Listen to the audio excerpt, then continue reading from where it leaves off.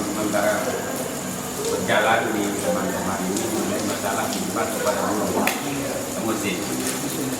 Yang saya pertanyakan itu kiat-kiatnya saya, kiat-kiat agar supaya kami ini tumbuh rasa kepercayaan full kepada seorang murid, itu di samping rumor-rumor yang berbeda gitu. Jadi caranya saya agar supaya kami ini tumbuh rasa semangat. Jangan sampai ketika saya datang dari Jawa jauh-jauh banyak alasan dan ini termasuk saya sendiri, gitu. Orang lain saya. Bodoh sama. Jadi saya minta kiatnya Supaya tandur ya. Supaya kami merasa hebat kepada seorang musik, tambah semangat, meninggalkan kepentingan dunia. Karena faktanya berat itu. Dengan faktor pekerjaan, rutinitas yang tinggi untuk fokus kepada seorang musik. Gitu. Maka daripada itu saya minta penjelasan caranya dari saya.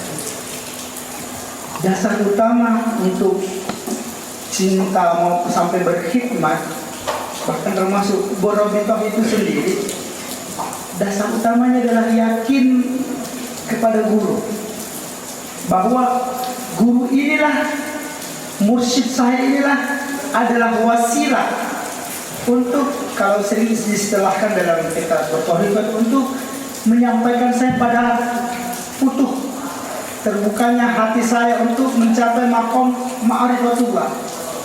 Jadi memang untuk sampai ke sana karena begini, karena kan kita, kelemahan kita terkadang ketika mau sesuatu dan ketika tahu sesuatu, terkadang kita ingin melaksanakannya ingin langsung sempurna. Orang tahu Borobudur begini ya, tiba-tiba begitu mau mengamalkan sudah pengen langsung. Begitu dia paham tentang khidmat, sudah dikasih tahu, tiba-tiba pengen langsung. Ya, tadi kan sekedar motivasi. Padahal dalam kenyataannya memang segala sesuatu itu berproses, bertahap. Ya. Nah, tahapan yang pertama dibutuhkan itu sebenarnya adalah kita harus yakin dulu kepada mursyid kita. Kita harus yakin dulu kepada guru kita, bahwa guru kita inilah menjadi wasilah, menjadi pembuka hati saya untuk mencapai yang namanya ma'rifatullah. Ya, bicara keyakinan kan juga tidak langsung yakin orang. Kita kan sudah belajar ada namanya ilmu yakin, ainul yakin, dan hakul yakin. Ya, yang bisa langsung itu hikmat itu memang benar-benar orang yang sampai pada kondisi sudah hakul yakin. Kalau orang sudah hakul yakin sama gurunya, ya dia akan jadi Nah, kalau dalam peperangan itu dia akan jadi tameng untuk gurunya karena ada tidak yakin. Kalau kita kan mungkin masih berat untuk sampai tahap itu. Ya, makanya saya katakan begini tadi awal. Mungkin kita belum bisa ketika mursyid datang, belum bisa berkhidmat sepenuhnya. Setidaknya maksudnya begini, kalau umpama si Ansori itu datang di sini umpama selama 1 minggu, masa sih dalam 1 minggu itu nggak bisa sehari? Kalau belum bisa sehari, sejam aja lah umpama. Ya, maksudnya jangan langsung bisa ini. Saya tadi kan sekedar motivasi untuk prakteknya ya harus bertahap dulu. Ya, enggak saya mengatakan kalau begitu saya Ansori datang 1 minggu, saya tinggalkan semua pekerjaan saya. Sudah khusus semua ya, nggak mungkin bagi pegawai kan nggak mungkin. Ya, kecuali memang yang nggak ada pekerjaannya, atau memang yang pedagang yang ya. Kadang itu kalau bicara hakul yakin itu kadang saya jamaah tabligh itu paling tinggi hakul yakinnya kan. Kalau udah disuruh kurus 3 hari itu sudah yakin soalnya. Maksud saya kadang jadi kalaupun kita belum mampu berkhidmat sepenuhnya selama itu harus ada tahapan.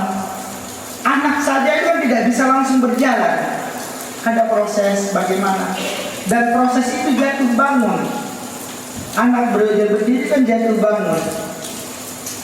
Artinya apa? Tapi kita lihat anak itu walaupun jatuh bangun dia tidak akan pernah berhenti untuk terus mencoba. Maksud saya apa? Ya mungkin kita belum bisa sempurna.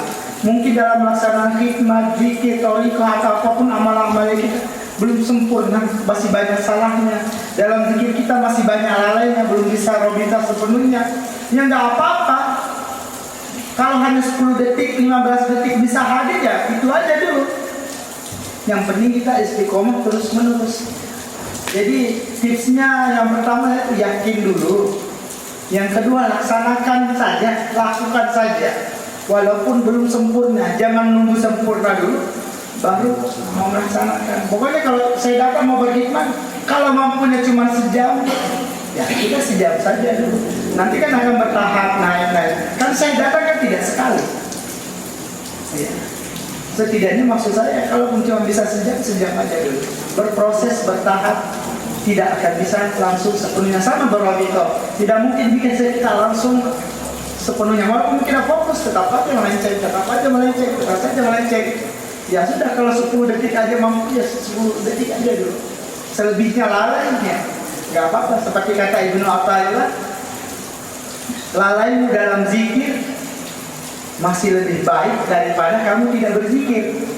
Kita berzikir dalam keadaan lalai, ya masih lebih baik daripada enggak berzikir. Ya. Lalai dalam tawajuhan masih lebih baik daripada tidak ikut tawajuhan.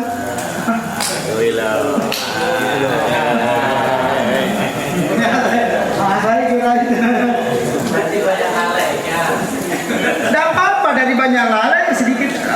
Kan prosesnya kan awalnya mungkin ya sederhananya 10% lalai, 90% lalai, 10% ingat. Bertahap kan nanti naik 20% ingat, 80% lalai. Naik terus gitu sebenarnya. Semua berproses. Jangan mau tiba-tiba langsung 100% ingat. Kadang kelemahan kita begitu. Sekali melakukan pengen langsung sempurna hasilnya. Padahal tidak seperti itu juga dalam prakteknya. Saya juga masih jatuh bangun dalam berthariqah, menjalani thariqah. Saya kira itu mudah-mudahan bisa ini. Kalaupun masih silahkan dibalik lagi kalau masih ada yang kurang pas dari jawaban saya.